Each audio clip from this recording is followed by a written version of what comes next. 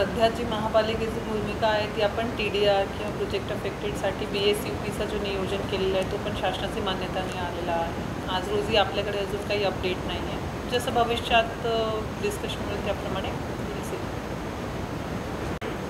I think आपण सगळ्यांकडनं एक खूप मोठी अपेक्षा होती की आपले जे फुटपाथ आहे तिकडे अतिक्रमण आहे किंवा ते लोकांना वॉकिंग करायला भेटत नाही आणि स्मार्ट सिटी म्हणून वॉकेबल सिटी हे एक महत्त्वाची संकल्पना असते आणि आपले जे फुटपाथ आहे ते सगळे लोकांसाठी ऑब्व्हियसली फ्री असले पाहिजे आणि इट इज जसं आज ऊर्जा संवर्धन दिवस आहे तर जसं आपण लोकांना जास्तीत जास्त चालायला संधी देऊ तेवढंच व्हेकलचा वापर कमी होईल आणि तेवढंच पोल्युशन कमी होईल, तेवढे एनर्जीचा वापर कमी होईल।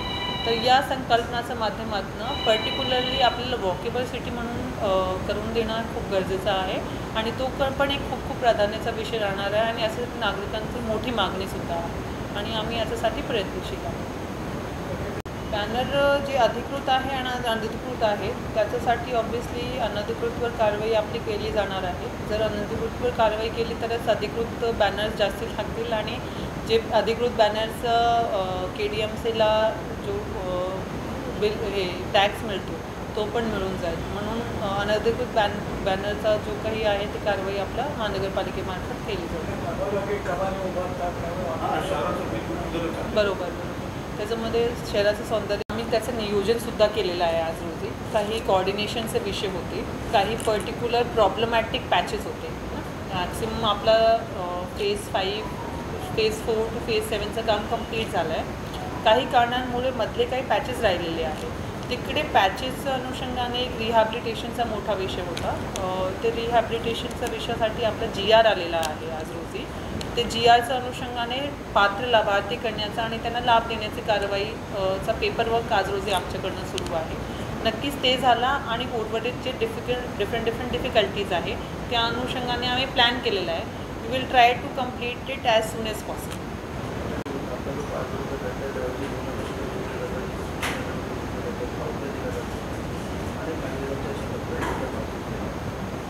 नक्कीच स्वच्छताला आपण प्राधान्य दिलेलं आहे, त्या अनुषंगाने वेगवेगळ्या ठिकाणी जे लोक आहेत, जे कर्मचारी आहेत त्यांच्या मार्फत कारवाईला आपण सुरुवातसुद्धा केलेली आहे। याच्यामध्ये 2 भाग आहे, एक आपल्या कर्मचारीकडनं व्यवस्थित स्वच्छता झाली पाहिजे आणि लोकांनी पण स्वच्छताचे नियम पाळले पाहिजे आणि नाही पाळले तर जे ना पाळणारे आहे त्यांच्यावर कारवाईसुद्धा झाली पाहिजे। महानगरपालिका म्हणून आपली ही भूमिका आहे आणि या भूमिकाची अंमलबजावणी करण्यासाठी आपण काही मार्शल्ससुद्धा नेमलेले आहेत। अशी काही तक्रार असेल तर त्या अनुषंगाने आम्ही त्या ठिकाणी त्यांच्यावर सुद्धा कारवाई करू आणि वी विल एन्श्योर की असे काही कंप्लेंट्स येता कामा नये।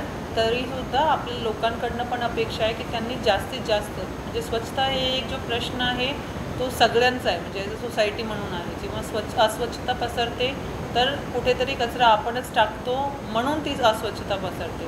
डेफिनेटली कर्मचाऱ्यांकडनं ते साफ होणं गरजेचं आहे, पण ॲट द सेम टाईम आपण पण एक नागरिक म्हणून जे आपलं सार्वजनिक ठिकाण आहे तिकडे कचरा टाकता कामा नये। तसंच जे आपले कमर्शियल शॉप्स वगैरे आहेत त्याच्या समोर कचरा जास्त साचलेला दिसतो, तर आज रोजी आपण पर्टिक्युलरली तिकडे स्ट्रिक्ट ॲक्शन करायला सांगितलेलं आहे।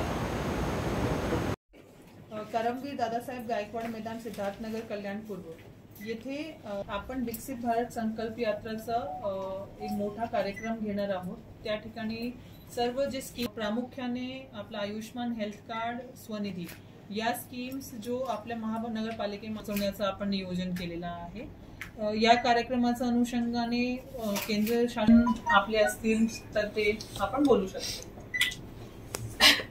आपण तसं माहिती पाठवली होती शासनाकडनं, पण मला वाटतं ड्यू टू टेक्निकल रिझन्स त्यांनी फक्त आयुष्मान भारत स्कीमची 5 लाखापर्यंत लाभ देतो 270 पण केलेले आहे। एकदा MOH मॅडमना त्यांच्याशी काल बोलले, ते म्हणाले ते 2 आधार म्हणजे व्हाईट कार्ड सोबत इतर ऑल आहे ते आधार कार्ड तिथे त्या स्कीम मध्ये त्यांच्यावर टाकल्यावरती त्यांना ते आहे त्या योजनेचा त्यांना उसमें ऍक्च्युअली एक मर्यादा आहे। मी 1 मिनिटची माहिती घेते। आय रिमेंबर 2 लाख आयुष्यमान भारत नेमकं कुठे जाऊन काढायचं किंवा काय, बरोबर, कारण आपल्याकडून त्याच्या जाहिराती होत नाहीये जास्त व्हावं। आता केंद्र शासनाने पण याला खूप प्राधान्याने हाती घेतलेला आहे, कारण इसका एक खूप इम्पॉर्टंट जो मागचा हेतू